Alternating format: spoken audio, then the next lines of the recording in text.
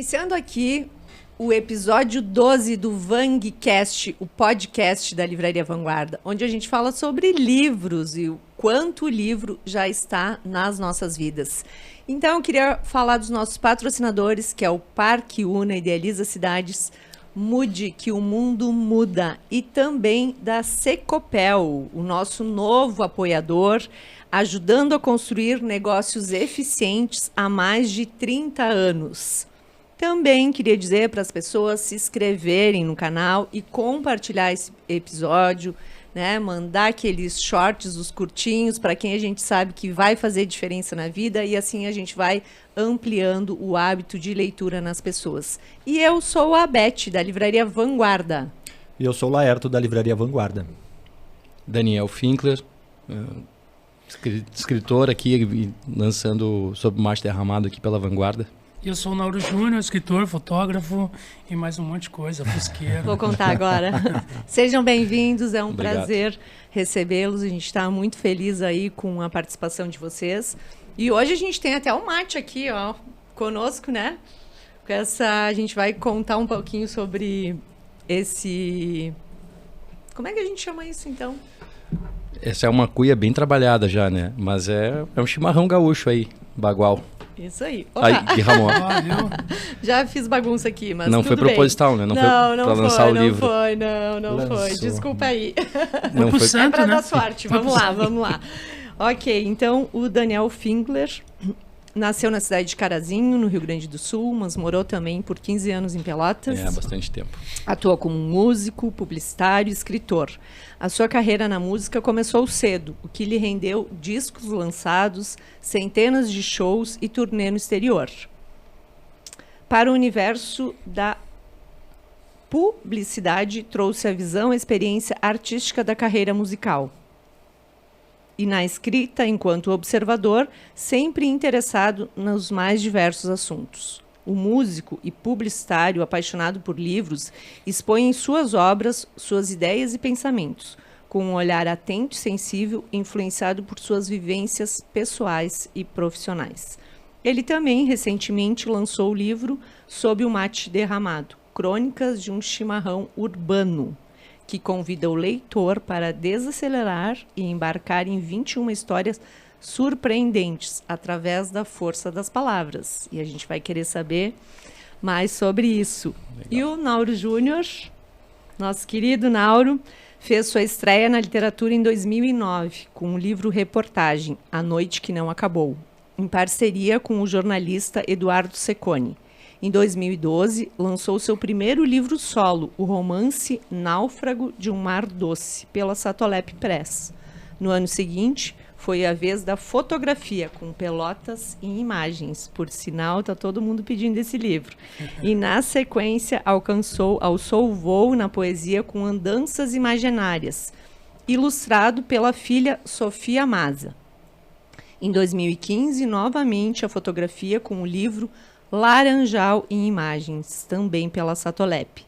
A Expedição Fusca América é um projeto autoral deste fotógrafo gaúcho, que viajou por 17 países com um vasto acervo de fotos publicadas nos principais veículos nacionais e estrangeiros. É formado em filosofia pela Universidade Federal de Pelotas há mais de 30 anos, escreve com a luz e fotografa com as letras.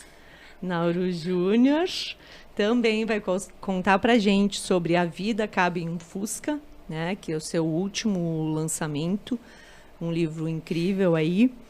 E eu gostaria então de convidá-los para se apresentar. Vou pedir para o Nauro começar falando um pouquinho da trajetória dele aí, para a gente um pouco mais de como os livros entraram nessa vida. Bueno, primeiro agradecer a ti, ao Laerto, a todo mundo da Vanguarda por me receber aqui. Os livros mudaram a minha vida, né, Beth? Primeiro, agradecer também, porque esse livro não seria do tamanho que é sem a Vanguarda, sem vocês todos junto comigo. Eu acho que foi dá para dizer que foi um sucesso, né, Beth? Esse Foi, livro. total. Foi para a lista dos mais vendidos aí, da Veja, do Publish News, aí, um trabalho no Brasil todo forte, né? E sobre livros, assim, eu sou um menino de periferia, nunca neguei isso, e E eu descobri que o mundo era maior do que a vila que eu morava, primeiro pelo para-brisa do Fusca do meu pai, e depois pelas páginas dos livros. E os livros me mostravam que não existe limite para sonhar e para alcançar mundos, né? Os mundos todos estão dentro dos livros e a literatura me libertou. A fotografia me mostrou a luz, a literatura me libertou. Assim, ela me tirou do mundo em que eu achava que as pessoas que estavam inseridas nele estavam satisfeitas com aquilo. Eu sempre fui um angustiado. A angústia me alimenta, né? Todos os dias eu acordo pensando que droga, eu só tenho um dia para viver, eu queria viver 10 dias num só. E eu corro muito atrás. E eu ainda tiro tempo sempre para ler muito, porque além de querer conhecer o mundo com as mãos, com os olhos, com sabores, com todos os sentidos, eu quero conhecer o mundo que existe dentro dos livros. E depois que... E ler é um exercício que é tão cansativo quanto correr, quanto fazer musculação. Não é fácil. A maioria das pessoas desistem e não leem. E eu tenho essa disciplina de querer ler para mudar a minha vida. E a única coisa que eu vou levar, que ninguém vai me tirar quando eu for embora desse mundo, é o que eu li e o que eu vivi. Então... Tu lê todos os dias? Praticamente todos os dias. Eu tenho lido ultimamente só livros. Eu fiz uma coisa assim, eu ganho muitos livros de amigos e a gente é injusto com os amigos, porque a gente quer ler o livro do famoso que foi lançado e os livros dos amigos ficam empilhados. Então, o que eu estou fazendo? Eu voltei agora e estou lendo todos os livros que os amigos me deram. Eu tenho feito, talvez nos últimos 2 meses, eu tenha lido uns 10 livros só de amigos, só livro de amigos. Assim, né? Então, às vezes não são livros tão, né, clássicos quanto uma literatura, mas são livros de pessoas que eu conheço, de lugares que eu conheço. De histórias que tu conhece, Acabei né? de ler o livro da Grace, né, que é aquele que é mãe adotiva, que é Isso. Mãe do Coração, lendo muitos livros de amigos. Assim, eu tenho feito isso agora e quero zerar com os amigos, porque às vezes eu vou falar com os amigos, tu leu meu livro? Mas como é que eu vou dizer tu leu meu livro se eu não li o livro dos meus amigos? Então, todo mundo que chegar perto de mim e falar, eu vou dizer, eu vou citar um trecho, alguma coisa. Enfim, os livros é isso, assim. Eu só me animei a escrever, porque para mim foi muito difícil escrever. Eu trabalhei com grandes jornalistas, sou casado com uma grande jornalista que tem um texto impecável, que as pessoas amam o texto dela. Escrever para mim era muito duro. Eu vivia numa zona de conforto, fotógrafo, conceituado, entre aspas, né? Com fotos publicadas em vários jornais do mundo. E eu vivia na zona de conforto. E eu não consigo viver na zona de conforto. Tanto que eu ando de Fusca, né? Eu poderia comprar um carro com ar-condicionado. Não, eu gosto de me testar. E eu comecei a me testar escrevendo. E sofrendo. Eu sou um cara que tive uma educação completamente, uma educação formal, escola, completamente louca, rodando. Eu sempre, quando eu vou dar palestra em escola, eu pergunto, quem já rodou aqui? Todo mundo fica com vergonha de falar, porque tem um escritor aqui. Eu rodei 3 vezes na 5ª série, entende? Foi muito difícil, escola pública, supletivo, EJA, fui me formar na primeira faculdade com 40 anos de idade, e foi uma loucura a minha educação. Então, desafio total. Eu tinha dificuldade, e aí... Quando eu começo a escrever, eu digo, agora tem que ser as ganhas. E daí eu estou no meu 6º livro. Show. Muito bom. Daniel, conta pra gente. Eu fui abençoado praticamente, porque na minha família eu tenho, por parte de mãe, eu tenho uma influência forte. Minha mãe é doutora em linguística, em literatura. Então, o livro lá em casa era meio que uma obrigação, né? Só que tinha umas obrigações que eram um pouquinho complicadas, né? Minha mãe, eu tinha 9 anos, ela me obrigou, tem que ler, vai ler aqui, ó, O Arquipélago do Érico Veríssimo. Aí eu tava contando pra ela esse dia, ela não acredito que eu fiz isso contigo assim. Fez. Ela não entendia nada. Nem ela né? acreditava. Claro que não, ficou com vergonha, né? Mas eu lembro, tenho uma memória muito legal, que é uma coleção da Disney, que eram 30 livros com fitas, que vinham as fitas para a criança colocar num toca-fitas, né? Uhum. E eu era viciado naquilo. E até tinha uma vez a mãe me deixou com uma babá, e eu tinha, imagina, 3, 4 anos. E a babá, vou ler pra ti, né? E aí daqui a pouco eu comecei a ler né? E ela ficou impressionadíssima. Como esse guri já sabe ler? Não, ele sabe decora as decorava. historinhas, né? Então eu via diariamente aquilo, né? Então eu tava sempre com aquele... ele tinha um cordão assim que tu deixava o toca-fita junto contigo, eu passava o dia inteiro com aquilo. Então aquilo ali foi a base da minha infância. Foram aqueles 30 livros do Walt Disney, que não são histórias do Walt Disney, né? São histórias do imaginário coletivo aí. E mais tarde, né? Sempre essa influência da minha mãe, mas mais tarde eu também comecei a perceber o meu avô, que é um cara que sempre leu muito. O meu avô é aquele alemão tradicional, assim, pai de família. Acorda às 6 da manhã, ele comia todo dia a mesma coisa, lia os 2 jornais da cidade, depois ele lia um livro, depois ele escrevia um artigo para uma revista em alemão e depois ele ia capinar. Então eu vi 50 anos da vida dele, era igual, né? E essas coisas eu acho que formaram um pouco do meu... Como o Nauro falou ali, né, e está aqui escrito aqui, eu faço da leitura um hábito, né? Não é fácil, né? As pessoas olham, deve acontecer o mesmo contigo, Nauro. Os meus amigos, né? Não, que para ti é fácil ler. Da onde? Não é fácil ler. Só que eu conscientizei em algum momento da minha vida, e até eu trouxe os livros aqui para falar depois, né? Inclusive para contar sobre isso, né? Em algum momento eu conscientizei, olha só, eu preciso ler. Eu sempre trabalhei com as palavras, sempre gostei dessa parte das palavras, né?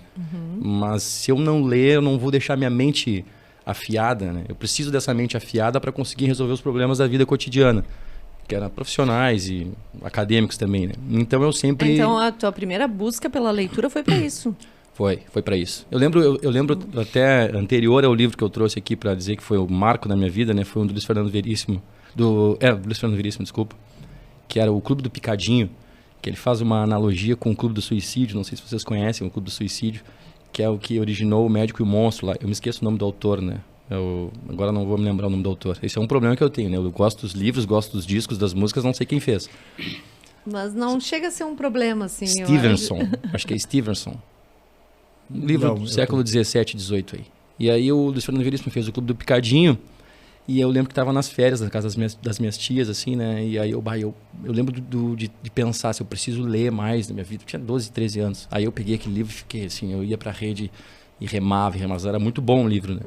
E já era aquela coisa assim, eu preciso ler, não é que eu adoro ler. Tinha primas minhas que liam assim porque... Gostava. Compulsivas, né? Eu nunca fui isso, mas agora se tornou um hábito, eu não consigo, eu estou sempre lendo 2 ou 3 livros, estou sempre lendo. Não há hipótese de eu estar 2 dias sem ler. Não aconteceu isso aí ainda, faz um tempo. Então, acho que a leitura entra nessa... Lá em casa é complicado, porque eu leio por vergonha, né, cara? Porque a Sofia e a Gabi estão sempre com o livro. E elas ficam me olhando, tipo, não vai ler nada. Tipo, aí eu leio porque eu digo, pô, não faço... A Sofia, ela leu... Ela tem 18 anos e ela talvez tenha lido mais livros do que eu li na vida. Ela leu muito. Na pandemia ela leu muito. Ela já leu, enfim, esses livros que os adolescentes leem agora com 3.000 páginas, uma coletânea. Né, cara, o livro maior que eu li... Bom, eu li a Bíblia, né, na época da faculdade, se a gente quer falar mal, a gente tem que ler, né, ou quer falar bem, né, então eu li toda a Bíblia, talvez é o maior livro que eu li, mas eles têm uma facilidade muito grande de ler hoje e as pessoas acham, claro que não são todos e em qualquer geração foi assim, eles acham que essa geração não lê, essa geração está lendo muito. Eles leem muito. A gente gravou, né, o podcast com uma adolescente também, e ela fala isso, assim, que nas redes fala muito sobre livros, né? E, muitas vezes falam e não leem, alguns não praticam, né? Mas eles têm muito essa conversa sobre. E os amigos estimulam também, né? O que é muito bacana. Eu também tive a coleção só que eu tinha compactos coloridos. Sim. Eu ganhei da minha irmã quando eu tinha bem pequeno e me lembro de todas as histórias. E eu tenho eles ainda. Ter eles guardados em casa, porque foi a minha irmã que deu, minha irmã faleceu, enfim, e é uma lembrança que eu tenho dela muito querida, eu tenho os disquinhos ainda guardados. Eu tentei comprar depois, agora, eu vi mais de R$1.500, aí você deixa assim, um dia eu vou ficar com as minhas memórias. Eu sei das músicas, eu lembro das músicas até hoje, que tocava no disquinho, era muito bem produzido, né, aquelas histórias, era muito legal. Muito legal, agora eu vou pedir para vocês falarem um pouquinho dos seus livros aí. Daniel, queres começar sobre o mate derramado? Esse aqui é um livro... Aproveita e me dá um mate que a Beth derramou. Me dá um mate derramado. Foi tudo combinado, não? Para fazer a propaganda do livro. Não, eu trabalho com cinema, cara, então eu sei que tudo tem um roteiro. Eu falei na Feira do Livro, ali foi uma frase até que ficou, ainda bem ficou gravada, né? Que eu fiquei, realmente é isso, né? É um livro publicitário com pretensões literárias, né? Eu sou publicitário de formação, trabalho também com isso, né? E diariamente.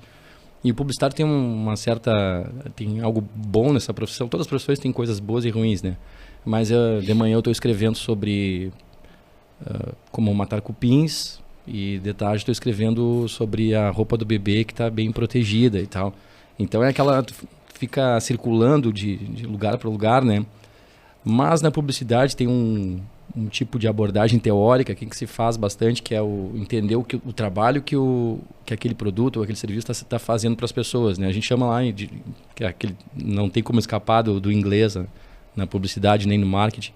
Eles chamam de jobs to be done, que é o trabalho que aquilo faz pelas pessoas, né? O livro, ele deixa a pessoa inteligente. Eu posso querer comprar o livro para ficar mais inteligente ou para passar o tempo, né? São trabalhos diferentes, né? E eu, no momento que eu tinha saído de um emprego, que eu estava lá, emprego mesmo, a palavra é essa, o que eu vou fazer, né, da vida? E eu tentei, fiquei especulando, vou investir num negócio aqui, vou criar uma marca, eu queria criar uma marca de alguma coisa, né? E aí um amigo me deu a ideia de fazer uma marca de chimarrão, de erva mate. Fui atrás, N histórias aí por trás disso aí, né? Criei a erva mate do rock. Tinha um conceito por trás, né? Que eu queria botar publicidade em jogo, né? Então, o conceito era assim, eu tinha percebido em todo o mercado de erva mate que não se conversava com as pessoas, por exemplo, nesse momento que a gente está vivendo aqui agora, né? Gravando podcast com um chimarrão. Não se falava sobre esse tipo de pessoa, de persona, né? Estava só sempre assim, no campo, é a prenda, é o bagual, é o peão, é o cavalo, né? E aí eu vou fazer outra abordagem, vou fazer uma abordagem urbana. Então, vou falar sobre as pessoas que consomem um chimarrão nessas circunstâncias da cidade, né? E aí eu criei mais de 100 histórias, mas sem a pretensão de escrever um livro, era mais para escrever a marca, né? Para criar a narrativa da marca, assim. E aí foi passando, até que daqui a pouco eu comecei a gostar um pouquinho mais de uma, um pouquinho mais de outra, trabalhei um pouquinho mais numa, essa aqui de repente, mandei para uma, mandei para outra. Aí dessas 100 histórias eu separei 35. Dessas 35, aí eu tirei mais algumas, escolhi 10. E aí as outras é a pretensão literária, daí eu escrevi pensando mais na literatura, assim, o Daniel que escreve com as influências da literatura, né? Daí foi o que resultou o livro, né? Na verdade. Ele é uma mistura de uma visão publicitária com algumas influências da literatura aí que eu venho lendo há muitos anos aí também. E praticando também na escrita, né? E o chimarrão, então, foi o teu grande... A erva, na verdade. Foi o envolvimento com a erva do rock, né? Com essa marca aí, foi o que deu o gatilho para escrever. Eu sempre escrevi desde muito pequeno, eu escrevi, sempre tive um caderno lá que eu escrevia algumas coisas, inventava algumas coisas. Mas aí depois a gente vai falar dos livros aqui, né? Tem um livro aqui específico que mudou a minha vida nesse sentido, né? Quer falar dele? Pode falar. Vou falar então. É um livro que eu trouxe aqui 3 livros. Um livro óbvio, né? Que é aquele épico, que todo mundo vai falar, tá na lista dos 10 mais de todo mundo, mas e 3 livros não óbvios, né? E esse aqui é um livro nada óbvio, né? Que A Guerra da Arte. Todo mundo conhece a arte da guerra, né? Esse aqui não, esse aqui é A Guerra da Arte, né? Do Steven Pressfield. Esse cara é um cara que escreveu o roteiro. A coisa mais conhecida dele é o roteiro do King Kong 2, que é uma porcaria aquele filme. Mas ele inclusive fala sobre isso aqui, né? E eu vi uma palestra de uma professora de filosofia, muita gente conhece hoje em dia, é Lúcia Helena Galvão. Ela está bem conhecida aí na internet, né? E ela falou sobre esse livro e deu assim, uma palestra de 2-3 horas, né? E eu fiquei impressionado, achei que fosse... Comprei o livro na hora, né? Eu li quase R$200 esse livro. Demorou meses para chegar, porque não tinha. Quando chegou, esse livro fininho aqui, o pessoal dali, né? Bem fininho, ó. Eu fiquei, porra, esse livro, né? Que estranho, né? E comecei a ler livros com capítulos muito curtos, assim. E ela até falou no meio da palestra que, assim, se existe um livro de autoajuda... Esse aqui é o livro de autoajuda, né? Pô, tá, tudo bem. E ele fala sobre o bloqueio do artista, né? A guerra do artista, que tu também deve viver isso aí, pelo jeito que tu falou desse negócio da ansiedade, que tu acorda de manhã logo com essa questão de querer viver, né? É a angústia, né? A angústia de querer fazer a coisa, né? Ele fala sobre o problema do artista, que muitas pessoas acabam achando que a inspiração vai comandar o trabalho, né? E ele quebra com isso aí, mas ele derrete, né? Assim, não tem inspiração nenhuma. 6 da manhã eu acordo, às 9 da manhã eu acordo e começo a trabalhar. Aí veio a inspiração daqui a pouco. E nessa aí ele conta a história do King Kong, que foram 10 anos de batalha, assim, ele tentando, e perdeu a mulher, perdeu o emprego, foi morar no carro, e ele conseguiu emplacar uma história em Hollywood. Pô, sucesso total, né? Ele vai, lança, ele aluga uma casa de festas ao lado do cinema. Ninguém vai. Os amigos deles não vão na festa. E ele fica, pá, o que aconteceu, né? A única pessoa que estava na fila tinha se enganado. Aí ele vai para casa meio deprimido, né? Já sentindo que não foi legal, ninguém gostou, ele não estava entendendo, porque ele tinha achado o máximo, né? No outro dia ele acorda de manhã, New York Times, né? Steven Pressfield, espero que não seja o seu nome verdadeiro em respeito aos seus pais. E destrói. É o pior filme que eu já vi na vida, o roteiro bizarro, não sei o quê. Ele fica ele fica saboreando a melancolia no dia inteiro ainda, ele conta isso aí, né? Fica inebriado com aquela melancolia, até que liga um amigo dele, que era um amigo de escrita dele, né? Um pouquinho mais graduado já, liga pra ele. Steve, parabéns, cara. Acabei de ver a tua crítica no New York Times. Pô, parabéns o quê, meu? Tá me tirando, né? Pô, o cara me destruiu. O que te destruiu, cara? Tu tava na arquibancada, agora tu tá jogando. Claro. A primeira vaia que tu tomou, cara, dá graças a Deus e para de frescura e vai trabalhar. Ele diz que desliga o telefone e olha pra cima assim, pá, é verdade, né? Tu tá no New York Times, né, cara? Exato. Olha aí, ó. É que tu olha pro lado negativo da coisa, Claro. né? Exato. E esse é um problema que muito escritor tem. Eu acho que o Nauro não tem esse perfil, né? Parece que ele, pelo jeito, ele já pega e faz, né? Mas eu passei por esse problema e acho que muita gente sofre com isso. Conheço muitos artistas, né? Músicos, principalmente, que não tá bom. O lado não tá bom ruim ainda. do lado bom. Não tá bom ainda. Cara, esse livro aqui eu quase perdi meu casamento, cara. Foram 2 anos e meio sofrendo, doendo, me rasgando. Eu falo isso no capítulo 0, né? Foi um horror, foi durante a pandemia e... Capítulo 0, ó. Muito bom, gostei disso aí. Foi uma doideira, assim, porque... ainda mais um livro desse que eu dei de cara comigo mesmo. Falei de coisas que nunca tinha falado. Hoje eu publiquei até um texto no meu Instagram, onde eu conto do assassinato da minha irmã. Isso era um tabu na minha casa. Isso era um tabu na minha casa, ninguém falava. Sabe? Até porque uma mulher assassinada, naquela época, a culpa era dela, não do cara que matou, entendeu? E ninguém falou, eu botei no livro. Então, eu falei das vezes que eu escapei da delinquência no lugar que eu morava, entende? Eu falei dessas coisas. Às vezes com humor, outras vezes... e tem gente que acha que é um livro sobre Fusca, né? Com sofrimento. Com sofrimento. E, cara, tem gente que paga... um psiquiatra durante anos. Eu meti nesse livro aqui. E às vezes é muito engraçado, porque quando terminou o livro eu entrei num luto absurdo. E acontece, esses dias eu tava num evento, tava eu, a Gabi, eu acho que eu cortei ele, né? Tava eu, a Gabi, a Sofia e a minha sogra num evento e chegou um cara e disse, não acredito, é o Nauro, cara, eu quero te dizer que é o livro da minha vida, deixa eu te dar um abraço, minha filha, esse aqui é o livro que o papai fala, não sei o que, bababá. E eu fiquei assim, meio atônito, e quando eu saí, eu pensei, cara, esse livro fudeu com a minha vida. Entende? Porque é muito legal, vendeu, foi sucesso, teve da lista mais vendido, mas eu olhei para mim como eu nunca tinha olhado. Foram madrugadas escrevendo, foram 5 litros de uísque, entendeu? Isso foi uma loucura, assim, sabe? 17 países? Quantos Fuscas? Mas aí é que tá, entendeu? Se tu olhar os 17 países, eles entram aqui, ó. Página 255 começa a entrar Fusca nesse livro. Foi ter botado o cunhado numa enrascada, né? Mostra a capa desse livro, Nauro. Foi uma loucura, assim, porque... Conta pra gente dessa capa. Isso aqui assim, ó, eu tive algumas experiências... Eu tive muitas experiências em vários sentidos na vida. Experiência espiritual, experiências humanas. E eu tive experiência com o planeta Terra. De me sentir, saber o tamanho que o planeta tem, né? E uma das vezes foi quando eu fui para a Antártica. Quando eu cheguei no continente antártico... Quer chegar um pouquinho mais próximo? Quando eu cheguei no continente antártico, eu vi o quanto o planeta está no comando e a gente subestima, a gente acha que o homem é a figura importante do planeta. Nós somos completamente supérfluos do planeta. Se nós morrer, toda a humanidade hoje, a pandemia em 100 já nos anos, mostrou isso, em 100 né? anos o planeta volta a ser o que era tranquilamente. Melhor, claro. E a Antártica, para mim, é o mais emblemático, porque é um continente onde não tem fuso horário, onde não tem nativo, onde não tem idioma. Depois, o segundo momento foi quando eu cheguei no Salar de Uyuni. Salar de Uyuni é um deserto de sal a 4.300 metros de altitude. Então, quer dizer, o oceano já esteve lá. Se tem sal lá, o mar já esteve lá. Então, tu começa a te dar conta. Quando que ele esteve lá?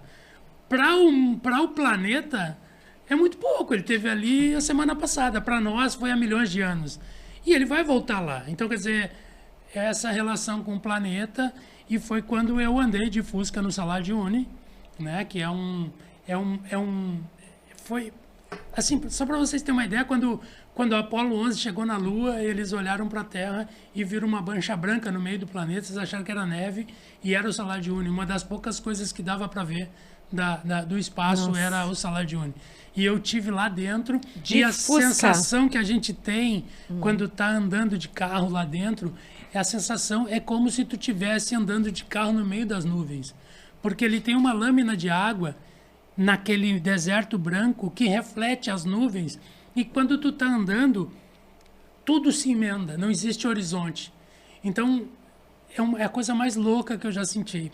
E eu estava lá, 4.000 e tantos metros de altitude, e eu fiz essa foto, que para mim é uma das fotos mais incríveis que eu fiz na minha vida, depois da foto das minhas filhas nascendo. E aí, depois de 4.000 e tantos metros, onde o Fusca é um carro que respira, porque ele tem um motor a ar, e ele sentia muita dificuldade na altitude, tanto quanto as pessoas, né?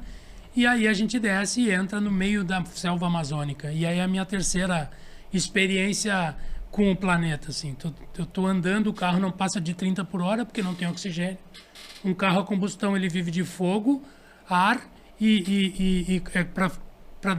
fogo, ar e oxigênio. E ele precisa de combustível.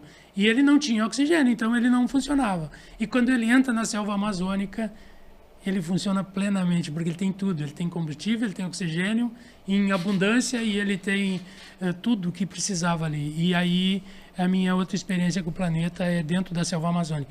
E aí tem várias outras histórias, mas para contar a história do livro é isso. É uma das minhas grandes experiências com o planeta Terra dentro do meu Fusca, né? E por que o Fusca, né? Porque quando eu saio de casa, ali no fim do areal, que eu dou uma ré no meu Fusca e aponto para o portão, eu posso sair do meu portão e vir aqui conversar com o Laerto, com a Beth, contar a história, como eu posso ir para Moscou, andar, conhecer o Kremlin, como eu posso ir para Antártida, entende? Então, as pessoas às vezes acham que tu tem que juntar dinheiro para comprar um carro para te conseguir realizar sonho. E aí, enquanto tu junta dinheiro para comprar o carro para realizar o sonho, a vida vai passando e tu acaba não conseguindo. E eu resolvi fazer isso com o meu Fusca. Aí eu não gasto dinheiro com prestação de carro. E o tempo passa e tu não faz as coisas que tu queria. Muito rápido, muito rápido. E a guerra da arte junta isso tudo. Exato. É a guerra da vida também, né? Eu não gosto de livro de autoajuda, mas eu adoro inspiração. Então eu prefiro chamar os livros de autoajuda de livros inspiradores. Eu leio muitos. Eu também não gosto desse nome de autoajuda. Eu leio muito. Eu acho que é muito mais um autoconhecimento, né? Que é o que tu trouxe aí na tua trajetória, né? Tu se conheceu muito mais nessa tua escrita. E a partir do meu conhecimento, as pessoas se conhecem porque elas veem que a vida é igual. Isso, e a mesma trajetória do Daniel na relação disso. Sim, só com outra roupagem, né? Com uma outra roupagem totalmente diferente. Eu ouvi a Kika falando aqui, né? Eu acho que foi a Kika, né? As duas, era a Kika e a Flávia. Isso. Elas trouxeram, que a gente chama de autoajuda, né? Mas são livros que é isso aí, autoinspiração, né? E aí eu acabei pensando sobre isso, né? Porque, na verdade, a gente acabou chamando disso, né? Mas ela citou ali, se eu não me engano, foi ela, que eu escutei 2 na colada, assim. E daquela sociedade líquida do Bauman, né? A gente não tem mais as referências que a gente tinha antes, né? Nessa aí de referência e liberdade, né? Muita gente está um pouco perdida. Uhum. Então, quando tem alguma coisa meio que no imperativo, assim, né? Faça tal coisa. A arte de não sei o quê. Ela citou ali comece pelo porquê, né? Uhum. São coisas que faça isso aqui que vai dar certo, né? Então, as pessoas se interessam muito por isso, né? Sim, para encurtar caminho, muitas vezes. Mas não vai dar certo contigo. A tua vida é que nem os caras dizem assim, cara, eu comprei um Fusca por causa do teu livro. Fez cagada. Meus pêsames. Cara, o meu Fusca não vai ser o teu Fusca, entendeu? Tu sabe o que vem junto com o Fusca, cara, né? Vem muito trabalho, muito perrengue, entendeu? Então, assim, cara, Fusca não é... O Clóvis diz isso, né? A primeira pamonha ela é felicidade. A segunda pamonha não tem o mesmo gosto da primeira pamonha. Não, o meu Fusca, ele é felicidade para mim. Ele carrega junto uma série de coisas. Não é o carro. E aí é que tá a confusão. Às vezes eu sou convidado para ir no encontro de carro. Cara, não é o carro. Eu não gosto de carro. Eu não sou um cara que gosta de carro. Eu não vou comprar carro, entendeu? Eu gosto do meu Fusca. E eu não gosto nem do outro Fusca. Eu gosto só do meu Fusca. Porque o meu Fusca, Como é que fica o segundinho nessa história? É o Pois meu é, Fusca. o segundinho Ele que é o ele meu gosta. Fusca. Mas Porque, tem assim, ó, vários. Claro, mas os outros são os outros. Aí, ó, quando eu tava em Moscou, cara, quando eu tava na frente do Kremlin, eu tava dentro do meu Fusca, eu tava com um pedaço da palafita, da minha casa, se chama palafita. Eu tava com um pedaço da palafita lá. Eu não tava desabrigado em Moscou. Eu tava com um pedaço da minha casa lá. Entende? Existia um mapa poético, mas existia um porto seguro, entendeu? Que era o meu Fusca. Eu tinha o cheiro da minha casa junto comigo na Rússia. Quando eu cruzo a Europa, cada país que eu passava, era a minha casa que estava junto comigo me levando, entende? Então, assim, isso é a minha felicidade. Não é o carro, não é a peça mais bonita. Meu Fusca é todo quebrado, é todo ralado, entende? Mas é o carro que eu venho aqui, é o meu porto seguro, entende? Então, quando eu escrevo sobre a minha vida, eu não estou escrevendo sobre Fusca. Estou escrevendo sobre a minha história. E tem um Fusca no meio. Entende? Mas é isso que tu falou no início, né? As pessoas se confundem, né? Quando a vida cabe num Fusca. Na realidade, é a tua vida que cabe dentro do Fusca, né? E as pessoas acham que a história vai ser... Mas daí tu tem que buscar o Fusca da tua vida, que no teu caso é a música. No teu caso é uma livraria maravilhosa. No teu caso é pegar um louco que nem o Nauri e fazer ele vender. Cada um tem seus objetivos, né? Eu agora eu sou da Satolé Press, né? Às vezes os caras acham que eu vivo só de Fusca. Não, a gente tem uma agência de notícia, a gente tem uma editora e eu voltei para a Satolep agora com muito entusiasmo e a gente está fazendo uma série de coisas dentro da agência, dentro da editora, enfim. Mas o entusiasmo que eu boto tá no horizonte, cara. É a coisa do Galeano que eu tive na casa dele, né? A utopia tá no horizonte. Tu dá um passo, a utopia dá 2 passos. Tu dá 3 passos, a utopia dá 5. Ela tá sempre indo para frente e tu tá correndo atrás dela. Mas para que serve a utopia? É para fazer eu caminhar, para fazer eu não parar. O que eu botei agora no meu horizonte? A Copa do Mundo de 2026. Cara, mas falta 2 anos e meio. Cara, mas se eu não botar agora, eu não vou. Eu tenho que botar um objetivo. Enquanto isso, eu vou tocando a minha vida, com os meus sonhos. Porque a felicidade não existe, cara. Existem pequenas alegrias diárias. Sem dúvida. Estar aqui é um momento de felicidade, né? Comer um prato de arroz e feijão com bife ao meio-dia é um momento de felicidade. Tu não pode ficar esperando o caviar. Cara, o caviar é muito esporádico e talvez não aconteça. Entende? Então é isso, assim, é botar a Copa do Mundo lá e estar naquele lugar. Já tá dando spoiler aí, ó. Viu Primeira vez que eu falo disso. Qual é o próximo destino? Nauri, tu leva livros nessas tuas viagens junto? Não, nas grandes viagens eu levo livros que eu vou distribuindo, que eu vou dando, assim, o que cabe, porque livro é pesado e eu carrego a barraca em cima do Fusca, eu carrego um reboque com tudo que eu preciso dentro do reboque. Quem conhece lá sabe que o meu reboque é meio Fusca, então é um Fusca e meio com uma casa em cima. E eu levei muito livro para a Rússia, mas eu vou presenteando as pessoas no caminho, pessoas que me acolhem em suas casas, um mecânico que arruma meu carro num perrengue, eu dou um livro de presente. Mas então, vender livro eu não vendo. Te acompanho dessa forma. Vender livro eu não vendo, mas agora vocês acompanharam, a viagem que eu fiz pelo Brasil foi para lançar livro. Então, eu cheguei a levar 300 livros dentro do Fusca numa viagem. Só que volto sem, né? Daí eu vou lançando, vendendo livro. Isso daí. Enfim. Bom. Vendeu bem? Vendeu bem, né, Beth? A Beth pode dizer. O Lerto que cuidava das vendas, vendeu muito bem. Dá um documentário esse lançamento aí, né? Não, o documentário vai ser lançado em...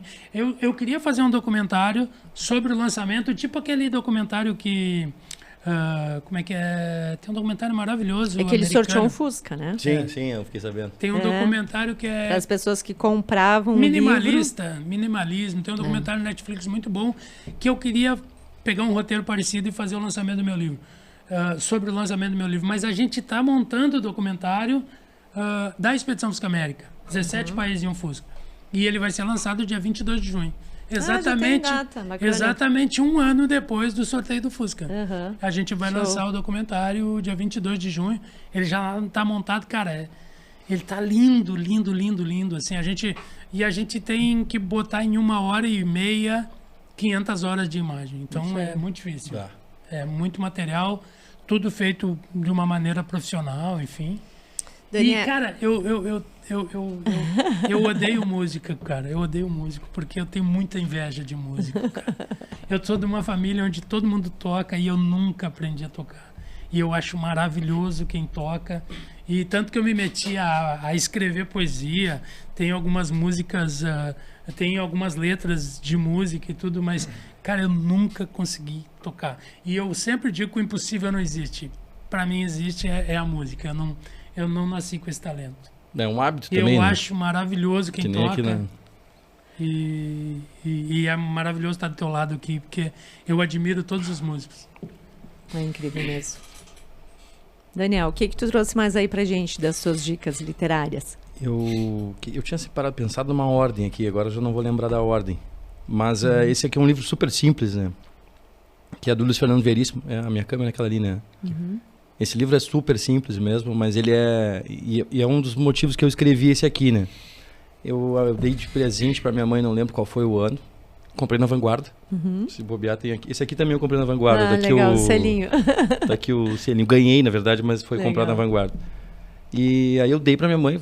Precisava aquela coisa de não saber o que dar de presente. Pra minha mãe ler, né? Comprei isso aqui, achei a capa, acho que era até lançamento. Do Veríssimo. E... dei pra ela, beleza, passou o tempo, eu lembro do dia exato, né? Eu tô brincando com a minha irmã, assim, aí o livro tá do lado ali, eu peguei o livro, abri, e eles são contos, crônicas muito curtas, né? Isso. E eu não tinha mais o hábito de ler, né? Tinha abandonado na adolescência e depois tinha parado, né? E aí eu li um conto, li uma crônica, li outra crônica, e aí sempre na risada, né? Porque é muito engraçado, não sei se vocês já leram isso aqui. Claro. E aí eu comecei, vou te ler aqui, deixa eu ler pra ti aqui. Aí lia pra alguém, pra algum amigo, daqui a pouco eu li pra minha mãe, aí eu sei decoro. Isso aqui eu fui olhar na minha estante virtual antes de sair de casa, tinha 6 exemplares que eu tinha comprado. Não é esse aqui, eu tinha dado de presente porque eu queria, tô precisando ler, né? E eu sempre sugeri esse livro aqui, né? Legal. E eu acho que o Luiz Fernando Veríssimo, ele cumpre esse papel, que é o papel do podcast aqui, né? De ajudar as pessoas a dar aquela primeira engrenada, assim, né? Não vai pegar um Moby Dick pra ler. E as crônicas têm essa facilidade. Tem essa facilidade. Sim, gostoso, né? Tu termina logo. Rolar. É muito rápido, E, às vezes não tem nem o nome do personagem. Não nem tem nada. ordem para ler também, né? Não precisa.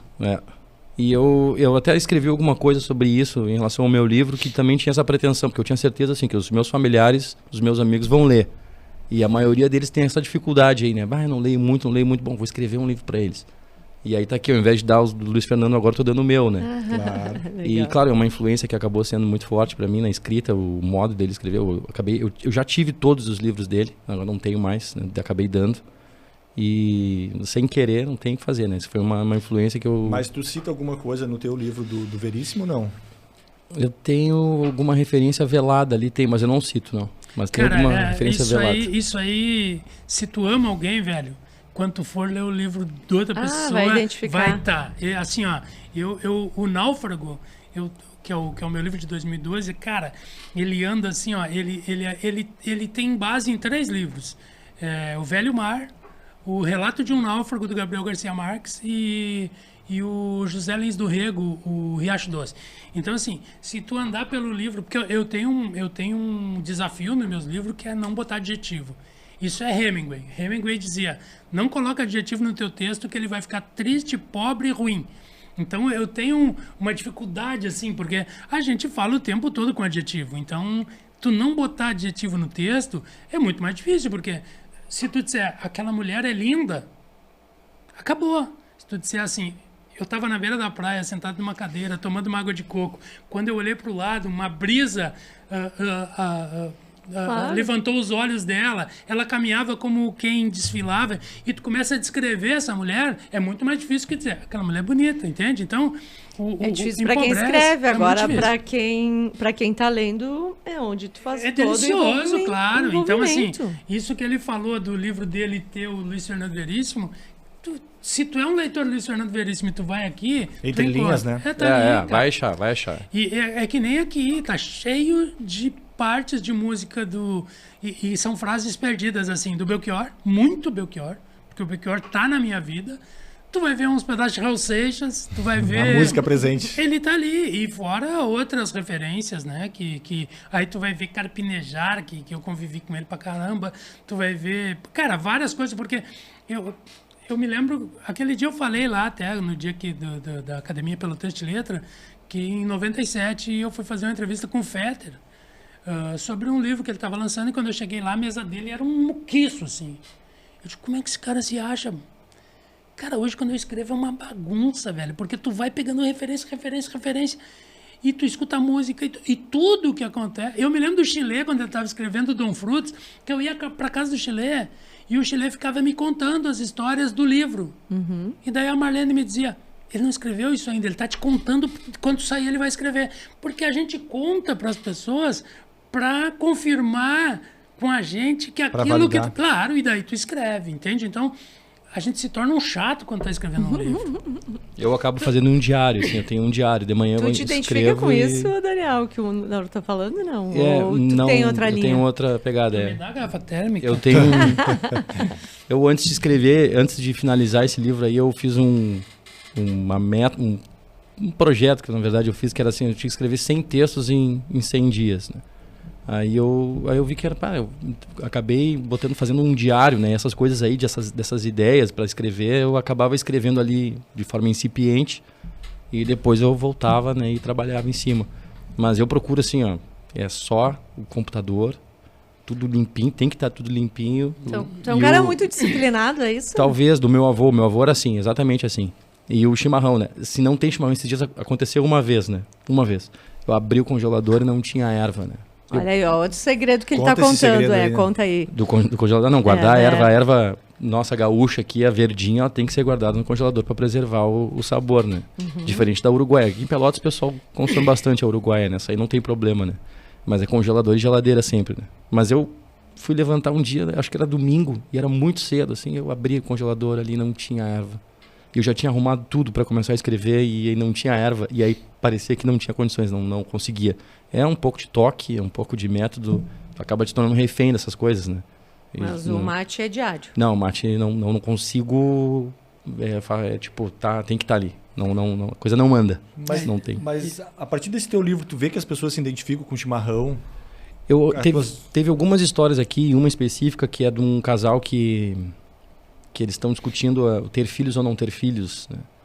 E eu escrevi pensando num amigo meu que me contou uma história parecida, assim, eu dei uma colorida na história. Uma ficcionada. Mas era uma discussão porque o cara não queria ter filhos e não tinha motivo algum para ele não ter filhos. Ele só não queria ter filhos porque ele ficava, como eu vou ter filho? Eu imaginei o pai, não posso ser pai. E aí, por que não? Porque mão de tantas coisas. Aquela coisa assim, e a mulher queria, né? E aí rolava essa discussão aí, rola essa discussão no carro, né? E esse cara, ele derrubava o chimarrão de propósito para despistar a conversa, né? Então ele vai começando a conversa e ele saca que a conversa tá ficando um pouquinho mais séria naquele dia ali, que ela tá um pouquinho mais... Ele preocupado e a mulher tomando chimarrão e não passa o chimarrão para ele dirigindo, tentando trocar de assunto, não consegue, e aí quando chega o chimarrão na mão dele, aí eu coloquei a parte da ficção, né, que ele ia derrubar, mas não tinha mais erva para tomar chimarrão, né? Então não podia derrubar, né? Ele não ia poder ficar sem chimarrão durante a viagem. Aí ele não derruba o chimarrão e pergunta para a mulher como é que seria o nome do filho, se fosse o homem, né? E essa discussão aí eu coloquei ali de uma forma assim, uma coisa bem específica de pessoas que querem ter filhos e tal. E eu recebi vários feedbacks sobre essa história específica, né? Que aconteceu comigo parecido, a minha mulher fazer alguma coisa, o meu marido isso, meu marido aquilo. E eu fiquei curioso, porque eu não imaginava, né, que a história fosse ter um eco, né? E essa aí foi uma que eu percebi que não se importam tanto com o chimarrão, né? Essa história de trocar de assunto, porque a gente tem disso aí, né? O homem tem essa de despistar um pouco a conversa séria, né? Conta mais. Como é isso? O que tu tá assumindo aí? As mentiras que os homens contam, né? Por sinal, o Veríssimo lançou depois as mentiras que as mulheres contam também, mas não teve tanto sucesso quanto os homens. Não é tão bom. Não é. Tu sabe que a vida me deu algumas alegrias, alguns privilégios, assim, que foi conhecer alguns escritores, inclusive conviver com alguns importantes, assim. E eu tenho o Veríssimo, eu trabalhei com ele na RBS, ele na 0 Hora, ele muito pouco ia lá, mas a gente via ele quando ele chegava, então era meio que, né, o próprio Scliar, tem uma história com o Scliar maravilhosa, que eu tava... eu cheguei de uma viagem, então tinha um departamento lá onde a gente ia prestar conta da viagem. E daí tava eu lá com as notas de almoço e de hotel e não sei o quê, e do meu lado tava sentado o Moacir Scliar prestando conta de uma viagem. Pô, o cara era da Academia Brasileira de Letras, tava ali dando notinha que nem eu, assim. Mas tem uma... tive com o Galeano também, pude ir na casa dele e tudo, mas tem uma história com o Veríssimo, que nem foi comigo, enfim, mas eu tinha muito medo de escrever, porque por causa disso que eu falei, eu não tive uma educação formal, rodei na 5ª série, enfim, eu tinha medo do meu português, enfim. E um dia eu fui lá na revisão da 0 Hora, e as gurias que revisavam, elas tinham na parede erros de português do Veríssimo, do Scliar, do Davi Coimbra, que elas colecionavam, porque elas revisavam, cara, E, cara, o Veríssimo não tem obrigação nenhuma, apesar de escrever perfeito, enfim, ele não tem obrigação nenhuma com o português. Alguém vai corrigir teu livro, alguém vai revisar, alguém vai editar, entendeu? Ele vai contar uma história.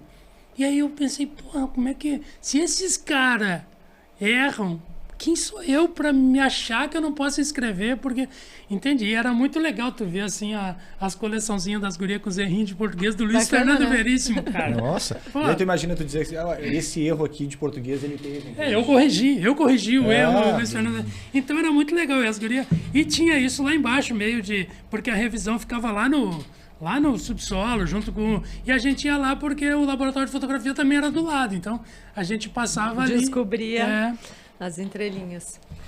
Gente, a gente tá quase no final aqui, né? Eu vou falar dos meus livros, eu não trouxe eles. Eu acho que acabou o mate aqui. Não, antes de tu falar dos teus livros, eu queria te perguntar aí um livro referência, assim, na tua vida, que fez diferença na tua vida. É isso que eu ia falar agora. Beleza. Cara, eu assim, ó, eu me lembro que um dos primeiros livros que me fez... eu tenho livros que são referência em cada momento. Mas eu me lembro que quando eu entrei para o jornalismo, eu não era formado em jornalismo, eu estava estudando educação artística, que hoje é artes visuais, enfim, naquela época era educação artística. E eu ganhei de presente, no lançamento, eu acho que foi em 92, o Chateau, o Rei do Brasil. Cara, que texto, que loucura aquele livro. É uma história, sabe, é uma história do Brasil. E isso é maravilhoso, a forma que o Fernando de Moraes conta. E ele começa contando a história do Chateaubriand e a filha cometendo um canibalismo, que é comer uma carne de índio, de um índio morto. E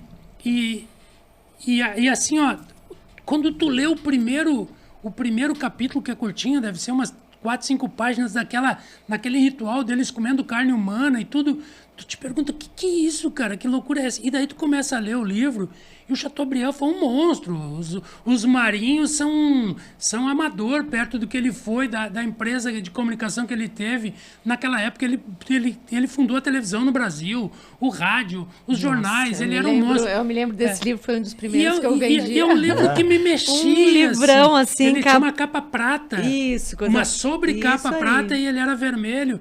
E daí, no final do livro, tu vê que ele tá numa loucura, delirando no hospital, e o Fernando de Moraes conhece ele diz, eu só autorizo alguém a escrever a minha biografia se contar do dia que eu e minha filha comemos carne humana. Isso nunca existiu.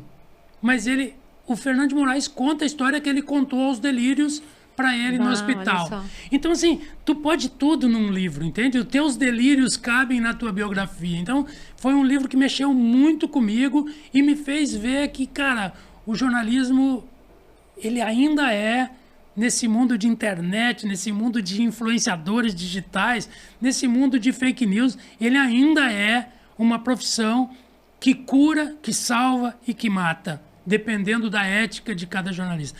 E ele é um livro emblemático na minha vida. Depois tem para mim, poderia dizer todos os livros do Amy Klink, mas eu vou citar Os 100 Dias Entre o Céu e o Mar e A Linha d'Água, que para mim mudam a minha vida primeiro como navegador e depois como o cara que decidiu sair pelo mundo de Fusca, mas eu saio para o mundo de Fusca, assim como a Miclin sai de barco. Que legal. Entendeu? Planejamento. Não existe aventura. Existe um sonho carregado de um planejamento, de um projeto. E aí dá certo. Esses caras... dificilmente eu vou morrer no caminho, porque eu me planejo muito. Preparou, né? E outra, as suas primeiras viagens não eram com esse aparato todo, né? De WhatsApp Não. o tempo todo, internet, Não, era um enfim, teste, eram enfim. diferentes. Tá louco. É. Tem um livro que eu li recentemente. Ela pediu para mim falar 5 livros, tá? Eu falei... eu amo todos do Sebastião Salgado, para mim, né? E aí aí eu poderia ficar horas citando livros de fotografia, O Inferno, do Jim Netway, os livros Tete a Tete, do Bresson, enfim, mas eu cito... os livros do Sebastião Salgado, e aí tu vai vir Terra, Êxodos, todos, né? Tem muita cara do Nauro. E agora tem um livro que eu li recentemente, comprei na Vanguarda, e que o meu cachorro comeu a capa, mas ele continua lá todo colado, que é A Morte é um Dia... Que vale a pena que viver. Vale a pena viver. Que, cara, daí talvez Cláudia Arantes. a idade vai fazendo a gente ver...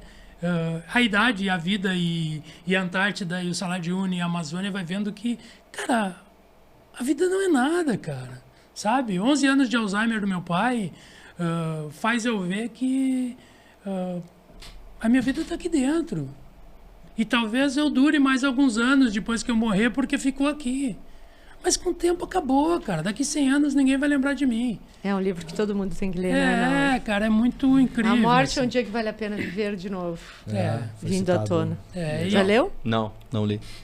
E assim, aí eu posso citar 100 Anos de Solidão, vários do Veríssimo, que era incrível ler o Veríssimo, sabendo que eu trabalhava na mesma firma que ele, ler Galeano é incrível, né?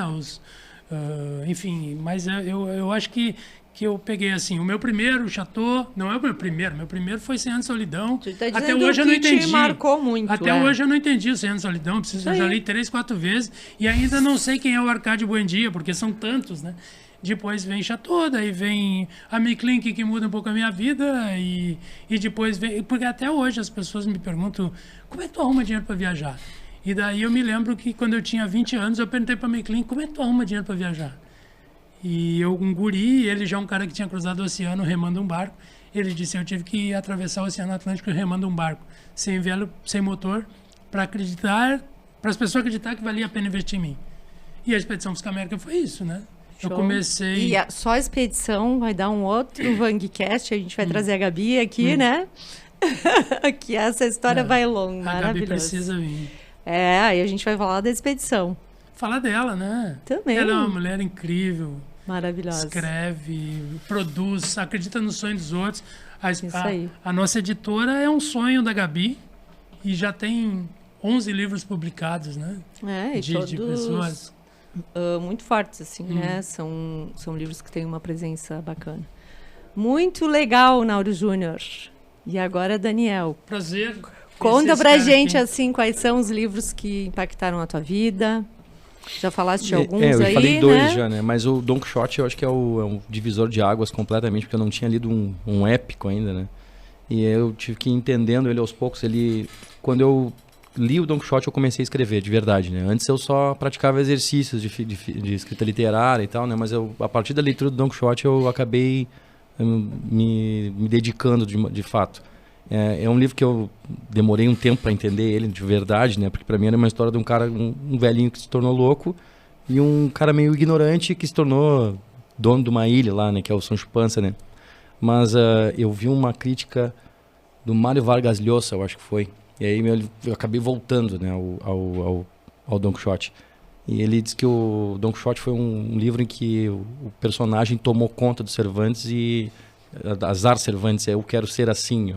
E ele fez uma comparação com os livros da Ayn Rand, que eu gosto bastante também, mas ela faz os personagens muito concretos e muito perfeitos, né? E o Mário Vargas Llosa fala isso sobre o Don Quixote, né? Aí eu, relendo o Don Quixote, eu me dou conta, né, que aquele espírito do Don Quixote, aquela coisa honrada, né? Um cara justo, honrado, e tudo ele fazia em nome da Dulcinea, que ele nem conhecia, na verdade, né? Nem era bonita, nem nada, ele simplesmente era apaixonado por ela, mas ela não existia, né, de verdade. E não é um spoiler, porque esse livro tem mais de 200 anos, né? Mas Não, mas ele é de 1600. Não tem spoiler aí, mas ele... Não, tem a tua visão, No fim das contas, o Don Quixote, ele apanha, tá quase morrendo, né? E acorda, não é mais Don Quixote, né? Acho que é Antônio o nome dele, se eu não me engano. E ele morre, mas o Don Quixote, ele não morre o Don Quixote, não. O Don Quixote se mantém vivo, né? Aquele espírito ali do homem honrado, ali se mantém vivo. E quando eu me dei conta disso, que foi a segunda vez que eu li o Don Quixote, nossa, tomei um soco, né? Que é essa coisa do épico, do clássico que falam, né? Que ele é um livro que serve para qualquer roupagem, né? Qualquer pessoa, em qualquer circunstância, vai ler esse livro e vai colher o fruto disso, né? E morre o homem e fica o espírito ali.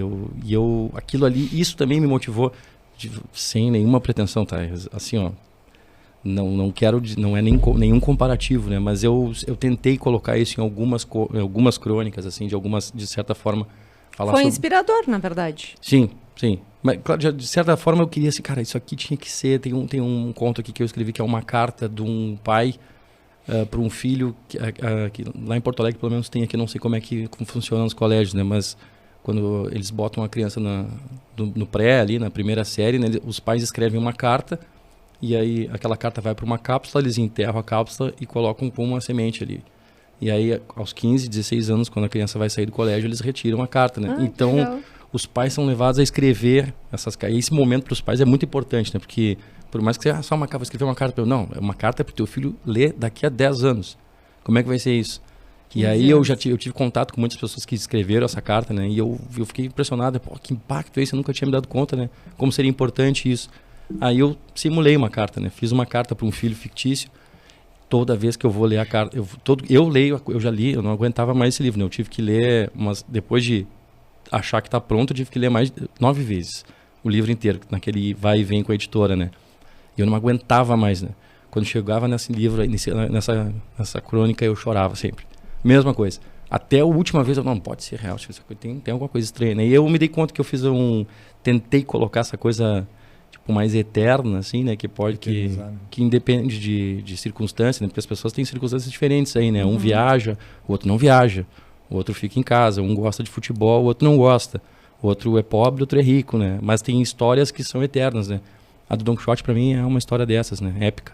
Que vai sempre falar alguma coisa para os homens. Eu falo em Mas homens o livro tem personagem. esse dom, né? O livro tem Sim. esse dom de contar várias histórias em tempos diferentes. Na Daniel, vida. tu tem filhos? Não tenho filhos. Mas tive uma experiência próxima a isso, né? Fui casado, entre aspas, com uma mulher que tinha filhos, né? E essa relação é muito longe de comparar também, né? Mas aí tem aquela relação, foi aí que eu aprendi, né?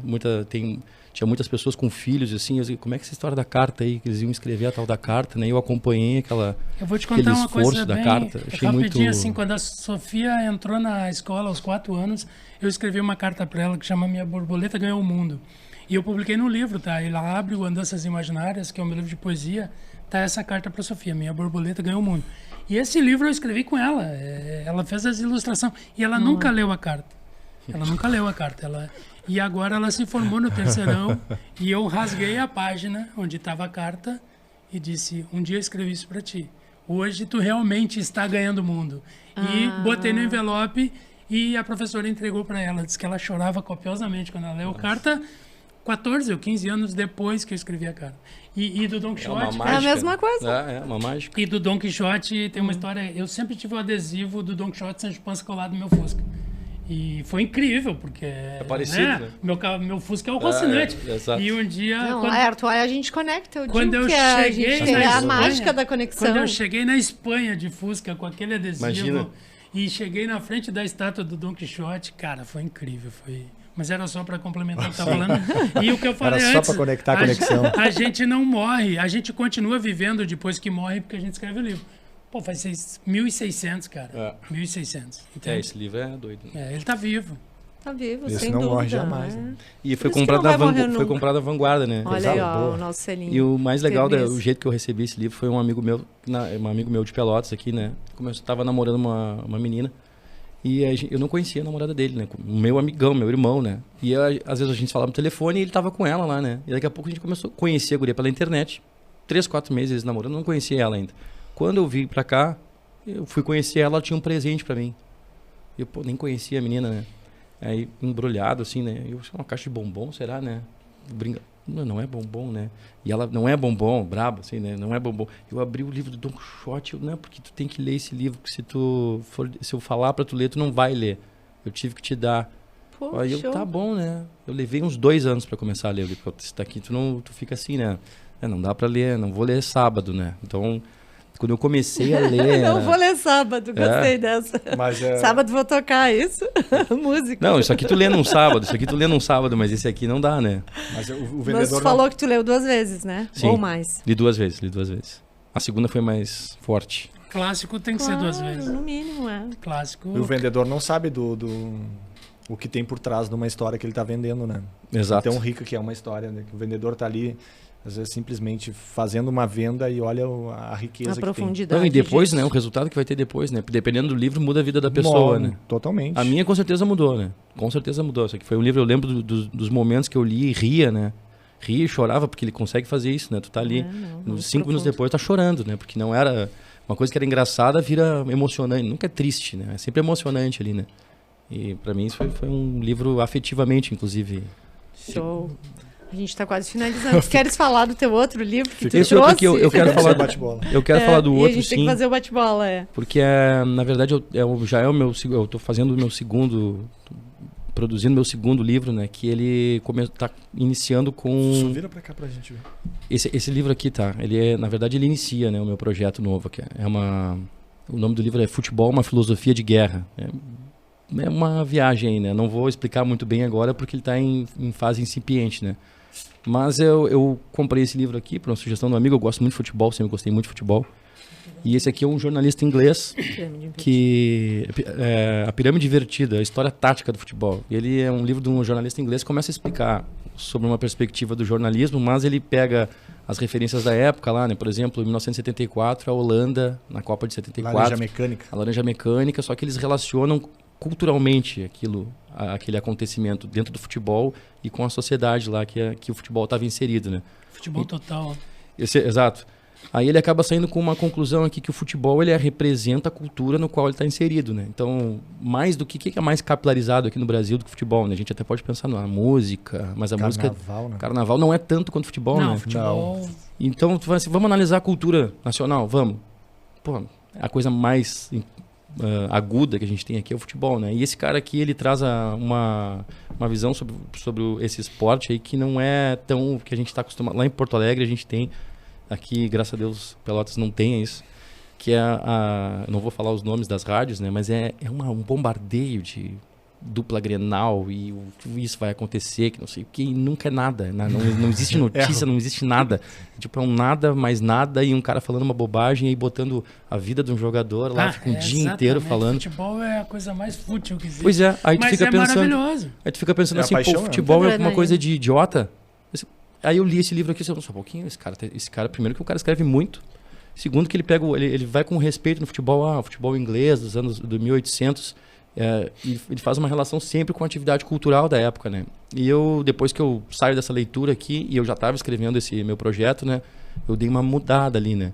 Então, só para ficar o registro aqui, o nome do blog é mentalidadeatleta.com.br, é uma landing page hoje, por enquanto. Ah, que legal. E ele vai se tornar um livro, ele já está processo de revisão e tal, mas vai ter outros 3 livros sobre o assunto, né? Essa editora, por exemplo, a Grande Área, ela escreve tudo voltado para o futebol. Ela tem os textos, a editora tem essa pegada voltada para o futebol, para essa Tem parte. que dar uma lida em técnica. Galeano, cara, para fazer esse projeto. Eu tenho alguma coisa Tem lá na muito, bibliografia, lá, não Tem cheguei muito de ainda, Galeano. mas...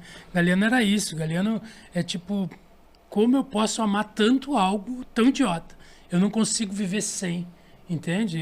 O Galeano é impressionante com o brilhantismo que ele tinha, né? E um pouco de até Chile, né? Tem isso aí eu muito. tenho um livro, isso aí eu Futebol de peguei um... sombra e... Como é que é o nome? Futebol de sol e sombra, não. O livro do Chile é maravilhoso. Mas esse aqui pra mim foi bem importante também, agora recente, eu até separei aqui alguns óbvios, né? Esse aqui não é nada óbvio, né? Porque não tem muito a ver com literatura, mas Você está fazendo uma influência grande. é um baita jornalista e eu fiquei impressionado com a forma que ele escreve. Eu queria que o Brasil falasse assim sobre futebol. Infelizmente, não é. Difícil. Gente, um prazer enorme receber vocês e conhecer um pouco mais dessas histórias incríveis. E aí, pra gente finalizar, Laerto, eu acho que hoje a gente não vai fazer um ping-pong, assim. Eu posso Nem fazer vai duas dar. perguntas, não vai dar que a gente finalizou aqui. Daniel, o que o chimarrão tem a ver com os livros pra ti?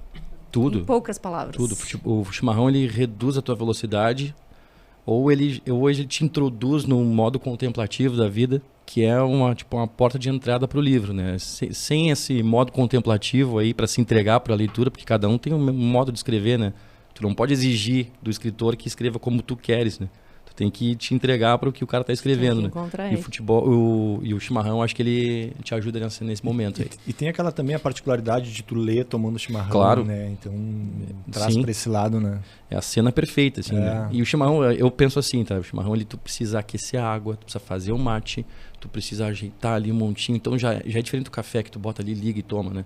E aí ele vai devagar entrando na tua corrente sanguínea, aquela cafeína vem aos poucos, assim, não te dá aquele pico, né? Ele vai aos poucos. Vai alimentando, né? São os rituais, né? Além disso, né? Que é um ritual e te introduz nesse modo contemplativo. Nauro Júnior, qual é a relação do Fusca com os livros? Bom, o Fusca é o roteirista da minha vida, né? Se eu tivesse que... Eu digo que quando tu compra uma roupa linda de grife, tu pensa no costureiro, tu pensa no tecido, tu não pensa na agulha que costurou aquela roupa. Não pensa naquela agulha que foi levando a linha e montando as peças para... O Fusca é essa agulha. Ele tá comigo, sem ele não existiria a minha roupa, sem ele não existiria a minha história. Ele começa aos 3 anos de idade na minha vida, mas ele esteve ali comigo, ele não é um carro. Ele é um companheiro. Eu, quando estou triste, quando eu estou um pouco angustiado, eu vou lá para a garagem e sento dentro do Fusca e o cheiro do Fusca me leva para onde eu quiser. Eu não preciso mais nem sair de casa, né? Um amigo meu uma vez disse que quando a gente fica velho como fotógrafo, tu não precisa mais da máquina para fotografar. Tu olha para as coisas como fotografia. E eu aprendi isso como fotógrafo. E agora eu aprendi isso como viajante. Às vezes eu só de ficar dentro do Fusca, tomando um mate, lendo um livro, para mim eu estou viajando, entende? Então ele é muito mais uma espécie de memória afetiva, de espírito subjetivo do que propriamente de um carro. Ele não é mais um carro. Ok, Chimarrão, Fusca e livro. isso aí. E Conexão, Vandcast, né? total. Conectou os 3. Gente, muito obrigada aí por esse espaço, por esse tempo. Eu que agradeço. E Eu agradeço por essa muito. oportunidade aí da gente conhecer um pouco mais. Toda vez que a Vanguarda me chamar, seja para falar num podcast, Seja para assinar um livro, né? seja para sentar um tijolo para nova sede, virar cimento, o que vocês me chamarem, eu sempre vou estar junto, porque vocês são meus parceiros de verdade. Show, muito obrigada. Muito obrigado vocês Obrigada, também aí. Daniel. Vim de Porto Alegre, mas foi uma honra também ter vindo para cá. Eu queria mandar um abraço pro Max, o Max Cirne, nunca sei pronunciar o sobrenome o dele. Max Cirne. Isso, que foi que acho que falou. Fez contato com a Martina? Com a Martina, eu acho que sim. Ele me ajudou bastante no lançamento do livro. Aham. E um baita cara, baita profissional também. E às vezes eu não dou o retorno exato. Sabe aquele cara que tu bota ele pra te ajudar e tu não ajuda o cara, né? É foda, né? Não, é. Que Cara, legal. Mas é um muita grande abraço pra ele. sincronicidade. A primeira matéria escrita sobre a Expedição dos Caminheiros, quem escreveu foi o Max Cirne. Coincidência. Em 2013. A gente pensou quem é que a gente vai conectar com 2 o Daniel. abraços pro Max, então. Eu disse não, é o Nauro. Esses Ele- dois têm muita conexão. Ele foi Que comigo legal. de Fusca, porque a gente pegou uma garrafinha de água no Oceano Gente, Atlântico. a gente precisa encerrar aqui. Então, o Max Cirne já andou de Fusca comigo. Um abraço pra ele. Ok, Vale. muito Obrigado, obrigado. A gente está encerrando aqui mais um episódio. Agradecer os nossos patrocinadores, Parque Una e Secopel. Muito obrigada, até a próxima. Obrigado, Vai pessoal. lá e marca e segue o canal. Obrigada. Valeu!